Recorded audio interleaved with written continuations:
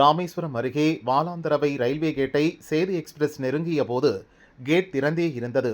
இதை பார்த்து loco pilot அதிர்ச்சியடைந்தார். ரயிலை உடனே நிறுத்தினார். இறங்கி சென்று கேட் கீப்பரிடம் சொல்லி கேட்டை மூடிய பின் ரயிலை இயக்கினார்.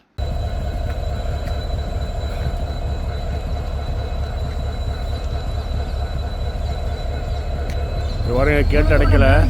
ட்ரெயின் வந்ததுக்கப்புறம் இப்போ ஒரு 5 நிமிஷத்தில் கேட்டு அடைக்கிறாங்க. வண்டி வந்துருச்சு.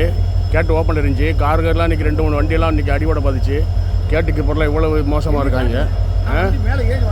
பாரு ஏற்றிட்டீங்க சொல்லுங்கள்.